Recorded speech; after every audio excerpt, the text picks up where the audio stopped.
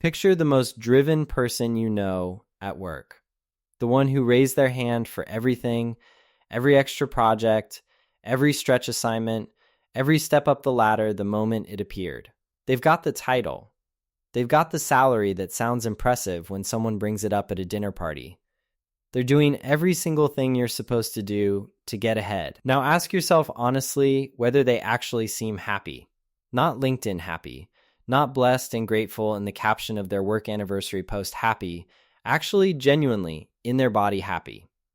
Because there's a version of that person, and you probably know them or maybe you are them, who walks through the front door at 7:45 p.m., eats whatever's in the kitchen standing over the sink because sitting down feels like a production, opens their email one last time before bed, and then lies there in the dark, running calculations about whether the life they worked this hard to build is actually the life they wanted.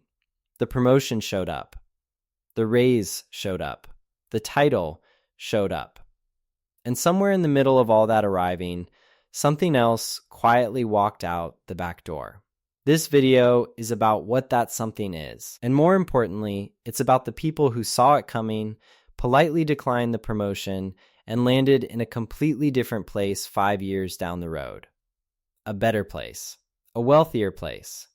A place that's genuinely difficult to explain at Thanksgiving, but makes total sense the moment you see the actual numbers. My name is Nick, and I spend an unreasonable amount of time running math that HR departments would strongly prefer you never sat down to look at. If you've ever had the nagging feeling that you're working harder every single year and somehow ending up further behind, subscribe right now, because that feeling has a very specific, very fixable explanation, and today we're going to pull it all apart. Before we get into the numbers, let me be clear about what this video is and what it isn't. This is not me telling you to stop giving a damn or coast through your career on autopilot. This is an honest, complete accounting of what a promotion actually delivers versus what it actually costs, because most people do the salary math and call it a day. The salary math, as it turns out, is the least interesting piece of this whole equation. Let's start with the most obvious question. You get promoted from $80,000 to $110,000. What does that $30,000 raise actually deposit into your real life? $30,000 sounds significant. It's a number that feels like validation. It's worth celebrating over dinner. But here's what actually happens to it once the real world shows up uninvited to the party. At $80,000, your combined federal income tax and FICA run about $14,890, leaving you with roughly $65,110 in take-home pay. Now at $110,000, that federal tax burden climbs to around $23,785, leaving you with about $86,215. So out of that $30,000 raise, approximately $8,895 went straight to the federal government before you ever touched a cent of it. And that's before your state government remembers you exist. Add California into the equation and tack on another $2,790. In New York City, your combined marginal rate at $110,000 clears 41%. That $30,000 raise is now worth maybe $17,500 in actual money that lands in your account. And we haven't even gotten to the truly painful part yet. That painful part has a name, lifestyle inflation, and it is absolutely ruthless. Not because people are reckless or irresponsible, but because it's almost biologically automatic. The average person spends somewhere between 65 and 85 cents of every new dollar they bring in. We see more income, and our brains quietly interpret it as permission. The slightly nicer apartment, the car that's a step up from the last one, the restaurants that used to be a special occasion becoming just another Wednesday. A Lending Club report found that 40% of Americans earning over $100,000 are living paycheck to paycheck. Goldman Sachs in 2025 found that 40% of households earning over $500,000 still describe themselves as paycheck to paycheck. $500,000 a year, paycheck to paycheck. Read that again and ask yourself whether income is actually the variable that matters here. A raise without a saving strategy is basically a bigger bucket with the exact same hole in the bottom. You went from 5 gallons to 10, and immediately filled the extra space with more stuff. So let's say lifestyle inflation absorbs 60% of your after-tax raise. Your $17,500 just became $7,000. Now factor in the promotion requiring a return to the office. That's $4,000 to $12,000 a year in commuting, lunches, work clothes, and dry cleaning you weren't spending before. Layer in the healthcare costs that research shows run 50% higher for people in chronically high-stress roles, and suddenly that $30,000 promotion raise is netting you somewhere between $1,000 and $5,000 per year in actual investable savings. $5,000. That's what survives after taxes, lifestyle creep, and the cost of physically showing up to the job every day. You handed over more of your life. They handed you a title and a slightly larger coffee budget. And none of that even accounts for the hours. Here's a calculation I genuinely cannot believe more people don't sit down and run before they accept a promotion. It's called your effective hourly rate, and it's the most truthful number in your entire financial picture. Take a VP earning $130,000 per year. Sounds great on paper. Now, take the senior individual contributor who declined that role and stayed at $90,000. Also sounds fine. Now divide by actual hours worked, because this is where it gets genuinely uncomfortable. Research from NFI shows that 58% of senior managers and executives are working 51 or more hours per week. Harvard Business School tracked 27 CEOs across a full year, 60,000 data points, and found they averaged 62.5 hours weekly, including nearly 4 hours on weekend days and 2.4 hours while technically on vacation, which at that point isn't really vacation anymore. It's just working in a different zip code. Let's be conservative and say the VP logs 55 hours a week. At $130,000 a year, that's $2,500 per week, which works out to 45 cents per hour. The individual contributor at $90,000 working a clean 40 hours earns 43.27 cents per hour. The actual gap between them is $2.18 per hour. 2.18 cents. That is your promotion premium on a per hour basis when you let the honest math run. Now here's the part that should genuinely make you angry. Under the Fair Labor Standards Act, once you become a salaried exempt employee, which covers every manager and executive earning above $43,888, you are no longer entitled to overtime pay. Not a dime of it. The VP working 55 hours a week is contributing 780 hours of completely unpaid labor every single year. That is 19 and a half full work weeks handed back to the company free of charge, with a smile and a LinkedIn update about loving new challenges. The company didn't just give you a raise, they purchased a deeply discounted amount of your life at scale. Becoming a salaried manager is, financially speaking, something like agreeing to an all-you-can-eat buffet where it turns out the restaurant gets to eat you too. The optics are genuinely appealing. The math is grim. So the extra hours are not making you more successful, they're making you more exhausted, for free, on behalf of shareholders who will cut your position the moment a spreadsheet tells them it makes sense to do so. Here's the piece of this equation that never makes it into the job description. What could you realistically build with those 15 to 20 hours a week you just signed over to the company? Not a unicorn startup, not a crypto moonshot, something boring and sustainable, freelancing in your field, a small consulting practice, content, e-commerce. The average American side hustler brings in $885 to $1,215 per month. Among those who put in real consistent effort, 35% clear over $1,000 monthly. Say you build something modest, $2,000 per month. You put it into the S&P 500 at its historical average of around 10% annually. After 10 years, you're sitting on $407,000. After 20 years, $1.375 million. That is the opportunity cost of those 20 weekly hours. $1.375 million, built during the same window the VP spent presenting slide decks that could have been a 2-paragraph email. The individual contributor who kept her 40-hour week and built her own side income isn't earning less than the VP. She's accumulating more, it just doesn't show up on a business card. Let me show you what this actually looks like inside a real person's life. Meet Blake, 38 years old, on a Tuesday evening. He accepted every promotion they offered him. He's a director now, pulling in $145,000. By most external measures, he won. It is 6:52 p.m. on a Tuesday, and Blake is still sitting at his desk because a reorg is in motion. His skip level needs a presentation ready by Thursday morning. He has a one-on-one with A. Struggling direct report still on the calendar, and there are 47 unread Slack messages sitting in his notifications from earlier today. He'll be home around 8:30. His kids will already be asleep. He'll eat whatever's in the fridge, standing over the sink, check his email one final time, and set his alarm for 6:15. His $520,000 mortgage requires he stay exactly where he is. His 2 car payments, $1,600 a month combined, require he stay exactly where he is. The private school tuition, because that's just what you do at this income level, requires he stay exactly where he is.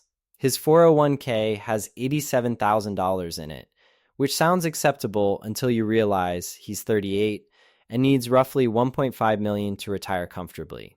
There's never much left to invest after the mortgage and the cars and the tuition and the life that quietly assembled itself around his paycheck.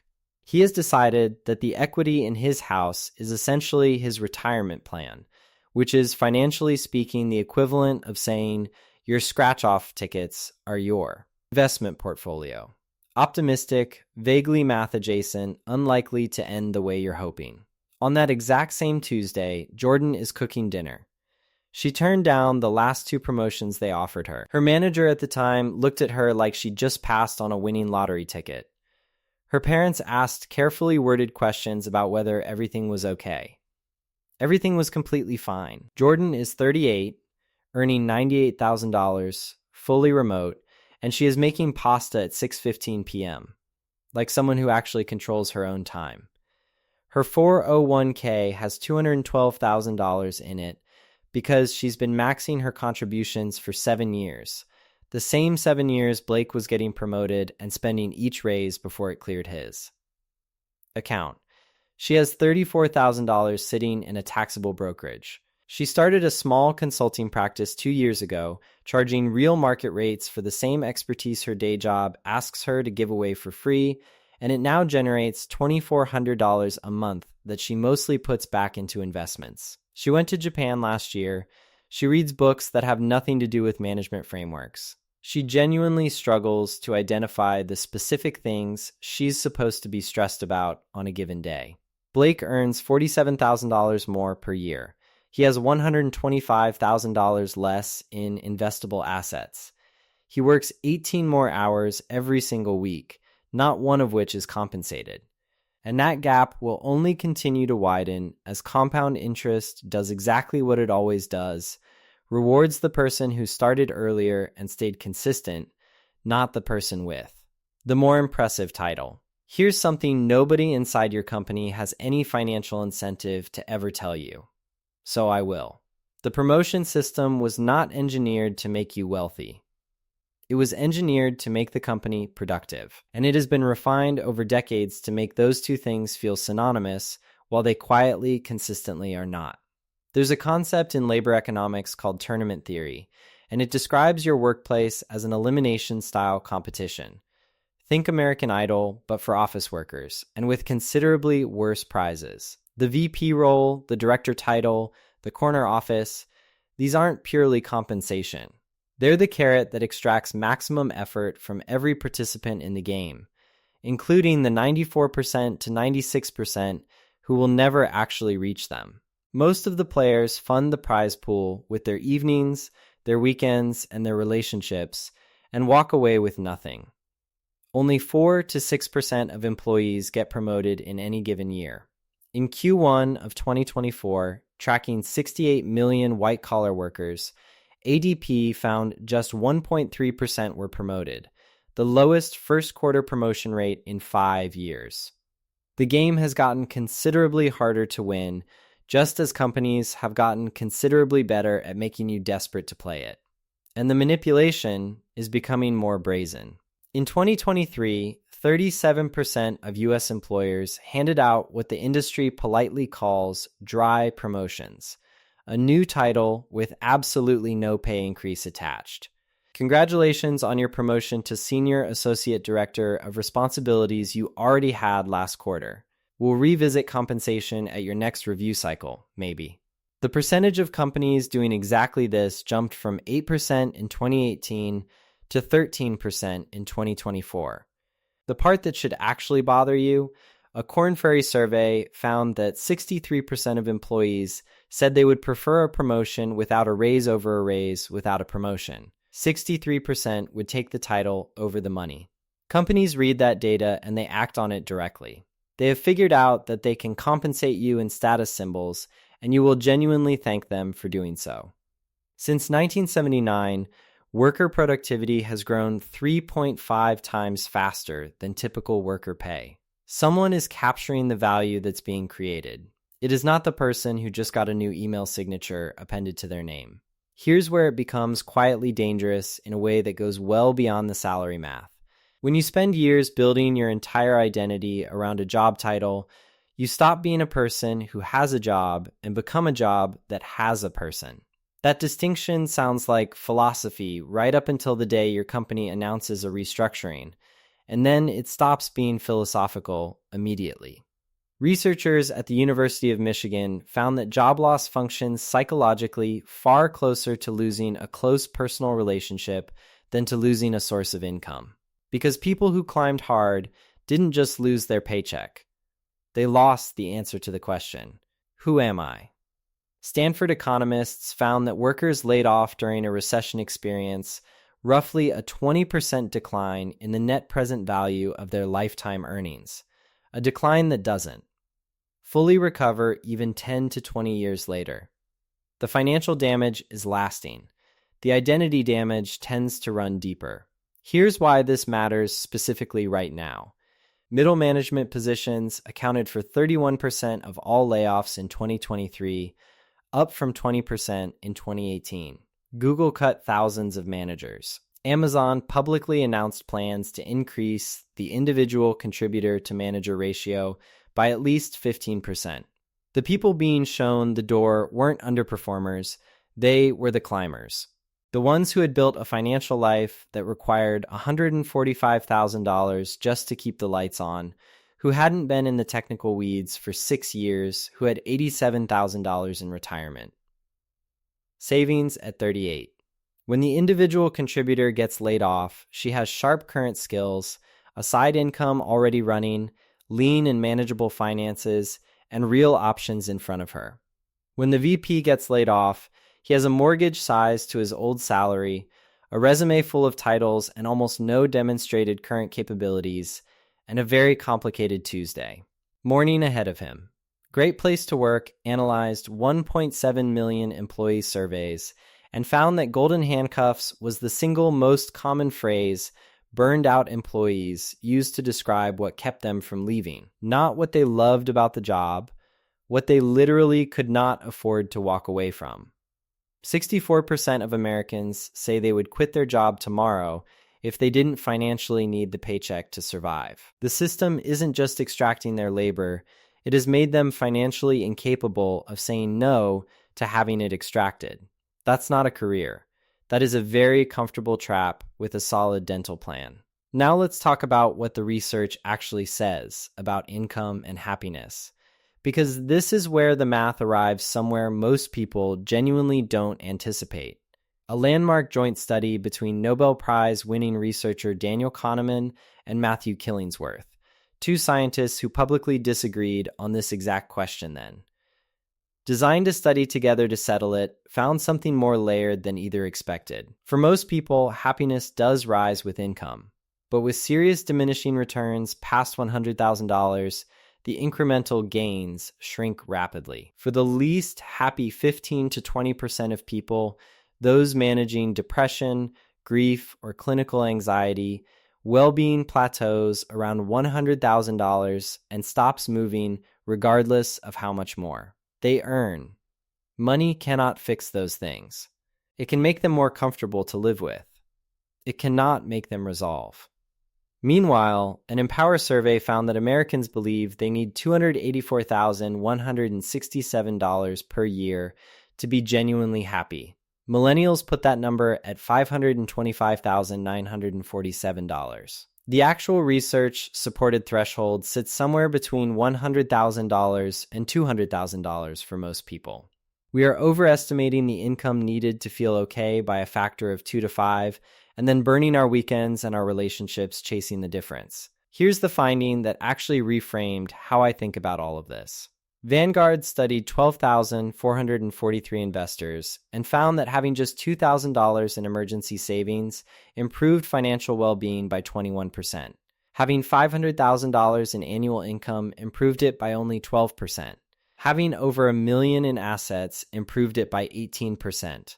The single strongest predictor of feeling financially okay was not your salary, your title, or your net worth. It was a $2,000 emergency fund. Security, the feeling that one rough week won't unravel everything, beats income every single time in the data. And the person with the lower title and the leaner, more deliberately built financial life has that security. The person who chased every promotion and spent every raise before it arrived typically does not. So what does it actually look like to say no with intention? More people are doing it than you'd ever guess from the outside. A Vizier survey of 1,000 full-time employees found that 62% of individual contributors actively prefer staying where they are over stepping into management.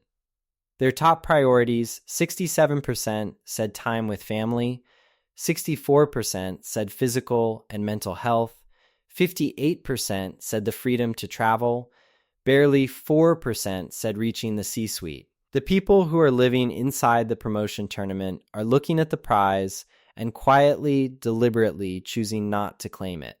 And here's the career finding that reframes the entire ladder metaphor in one clean shot. A study published in Management Science found that workers who move laterally, sideways across functions or organizations rather than straight up the org chart experience higher subsequent wage growth and are actually more likely to reach senior leadership eventually than people who climbed vertically in a single track the whole way. The person who said no to the manager role took a lateral move into a different function, and built broad cross-functional expertise doesn't fall behind the climbers.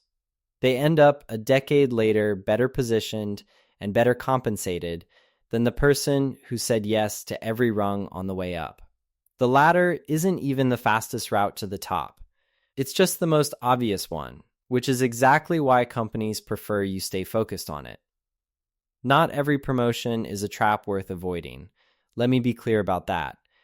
If it comes with real equity at a company where that equity has a genuine shot at being worth something, take it seriously. Equity can represent 33% or more of total compensation and completely dwarf any salary differential in the math. If it genuinely moves you from financial stress to financial stability in a meaningful and lasting way, that matters. But if it means 15 extra unpaid hours per week, if it's a dry promotion, and 37% of them are exactly that now, if it eliminates the time you'd otherwise use to build something that belongs entirely to you, then the math is speaking to you in plain, clear language. And the math does not care what your title looks like when someone searches your name on LinkedIn. Nobody in that building has any incentive to put these numbers in front of you. The company profits when you say yes. It profits even more when your salary grows large enough that you psychologically cannot afford to leave. So they don't show you the math. They show you the title, and they let your brain do the rest. Remember the person I asked you to think about at the very start of this video, the most driven person you know, the one who said yes to everything and is walking through the door at 7:45 p.m., eating standing over the sink, wondering where the actual day went. Here's what the honest math says their alternative could have looked like. The first time you say no to a promotion, it feels like you're voluntarily stepping off the path. Your colleagues look at you slightly sideways. Your parents ask careful, loaded questions. The ambitious version of yourself you've spent your whole life being sends you low-grade anxiety signals for about 6 weeks straight. Your brain, trained since childhood to read title as success and success as worth, does not enjoy this experience at all. And then something shifts. The hours you're not spending in management meetings start turning into something real. The retirement account you're actually funding starts compounding the way it was always supposed to. The side income you built in the margin starts generating real, consistent money. Sunday nights stop arriving with that tight feeling in the chest that you'd quietly accepted as normal. And 5 years later, not 10, not 20, 5, you look at the person who said yes to everything, and you can see it with complete clarity. Their salary is bigger on paper. Their actual life is considerably smaller in practice. The person who never stopped running toward the next title will spend the coming decade chasing something that keeps moving just outside their reach. You'll have spent that same decade building something that genuinely belongs to you, something no reorg can eliminate, no skip level can restructure away, no company can decide. No longer fits the new strategic direction. That is what actually changes when you start saying no with intention. Not your title, not your base salary, your leverage, your options, your real, honest, run the actual math financial freedom. Go home at 5, invest the difference, and let compounding do what your company never will, work entirely on your behalf. If this math changed how you think about the climb, hit subscribe and drop a comment. Have you ever turned down a promotion? I want to know what happened.